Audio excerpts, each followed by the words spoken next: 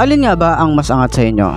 Itong Falcon X400 o itong Rusi 400i ng Cyclone? So umpisa na natin yung comparison video para dito. Got some pain in their life, you can see it in their eyes. They're changing at night underneath the dark skies, forced to become something darker inside. You can feel the switch, feel the shift in the tide. They keep desiring something that's more inspiring. Their brains rewiring, old thoughts they start expiring. They're never tiring. Unahin natin itong Cyclone 400i ng Rusi. Niyang headlight na LED, may projected bulb, at meron siyang LED rin at flexible na signal light. Ito nga pala ay naka-inverted forks na rin. Maganda rin yung kanyang front fender, stylish, at ito ay naka-wide spoke at yung size dito para sa kanyang tires ay 120/70 by 17. So tubeless na rin itong tires niya. Naka-single disc brake nga rin tayo rito, naka-dual pad caliper at meron tayo rito ABS. So meron na nga rin pala tong radiator at maganda yung cover niya rito. Pero yung cover para sa radiator masyadong malalaki. Advice ko, mas liitan pa. Para yung tama nung mga bato hindi mismo rekta tatama dun sa radiator natin. So, meron din siya ritong cover para sa kanyang coolant. Naka 401cc rin yung kanyang engine at maganda yung style. At meron din tayo ritong monitoring or side glass para sa ating oil. Ayan. Stylish yung ating rear brake pedal, foot pegs, stylish din. Yung frame, maganda rin yung style at meron yung pillion natin dito, maganda rin yung style para sa kanyang foot pegs. Naka dual exhaust nga rin pala to. Okay, ayan, na stylish at wala siyang cover. Ito yung style ng isang exhaust natin dito. Naka dual shock nga rin pala tayo rito at adjustable. Ito parehas. So dito sa likod, meron din tayo ritong tire hugger at hindi siya uuga-uga, no? Kasi dalawa yung assembly nito or dalawa yung pinagkakapitan. Meron tayong plate light at yung ating tail light is LED na rin at yung kanyang signal light is LED na flexible din yan. So naka-disc brake nga rin tayo rito at meron tayo ritong ABS at naka-single pad caliper tayo rito. Wide spoke din tayo dito sa likod at yung kanyang size is 150/70 by 17. Tubeless na rin yan. Meron nga rin tayo ritong stylish at magandang leather para sa ating upuan. Ayan o. Ang premium niyan. Tapos meron tayo mga stitches dito. Ayan. Malambot din yung kanyang upuan at yung kanyang fuel tank capacity. Mas malaki ito ng bahagya compare sa Falcon. So, talagang mabigat itong motorcycle na to. Yan. So, meron nga rin pala tayo ditong kill switch para sa kanyang side stand. At yan, meron din tong sleeper clutch assist. Yan. So, yung handlebar, stylish yung ating datingan dito. Pang classic talaga, no? At meron nga rin pala tayo ditong USB port. So, kanyang panel gauge is meron tayo ditong half analog and half digital. So, stylish din yung datingan niya. Simple lang din yung kanyang ignition key. Ayan. So,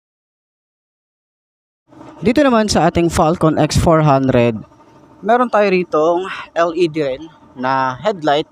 Meron tayong park light dito and then aggressive yung ating looks para dito. So, meron din tayong flexible na signal light at LED rin yan.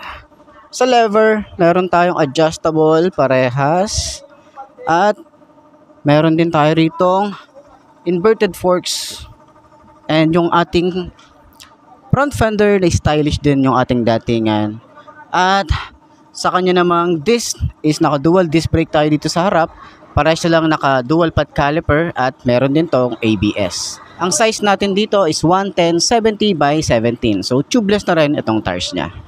Meron din tayo rito ang radiator at yung radiator cover niya mas malaki compared dun sa Cyclone. So mas okay sana kung medyo maliit lang kasi yung tama nung bato papasok pa rin dyan. At least cover sana yung ating radiator.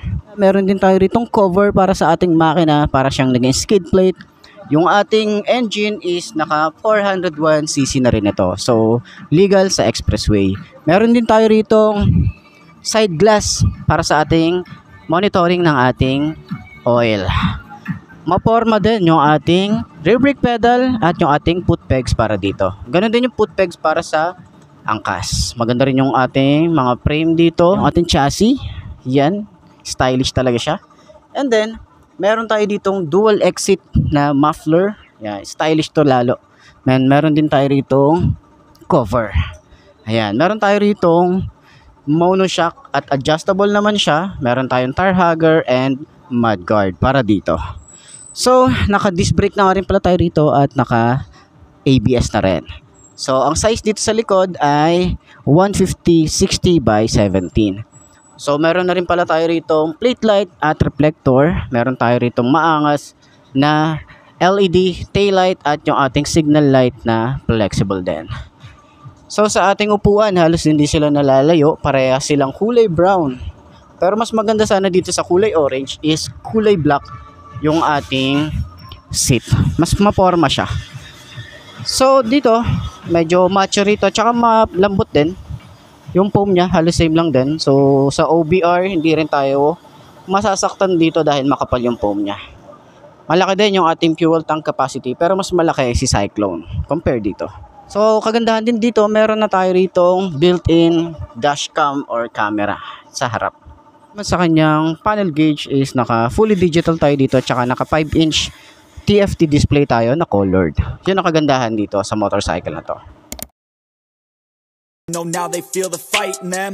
They feel the fire sweep, take over entirely. They feel it growing, it's showing the feelings. They keep overflowing, always stoking the fire. Adrenaline is overloading, hit the mat like a fighter. They never let up, never throwing, giving to their desires. No, they keep working on their focus. They feel the temperature rise, now there is no place to hide. You better dig deep inside and find anything, everything that you could ever need. Every breath that you breathe, dedicated to believe. Streets that they called home, not for the weak, left out in the cold. Watched all the sheep do what they're told. So yun na nga, pagdating sa price, alin nga bang mas bet nyo? Ito nga bang 208 na to ng FKM X400 or itong 270 ng Rusi Cyclone 400i? So alin mas bet nyo? Ito o yun? Nasa sa inyo na yun kung ano yung mas bet nyo, kung ano yung mas kaya or yung affordable para sa inyo. Nasa sa inyo pa rin yun kung ano yung mas bibili nyo, respect na lang dun sa mga bumibili. Okay? Ayos na ayos yan. So yun nga mga best, no? Ito na ba ang motor na babagi sa'yo? Kung ito na nga ay markahan mo na at mag-subscribe ka na sa aking YouTube channel, i-click mo na rin yung notification bell para updated ka sa lahat ng videos na upload natin. Dito araw-araw, laging tatandaan, wala sa brand na motor ang tatagal yan. Kundi na sa pag-aalaga mo yan, tatagal yan. Ayos na ayos yan. So kita ka na lang ulit tayo bukas. I'm Mark D. Ciao. Maraming salamat sa inyo.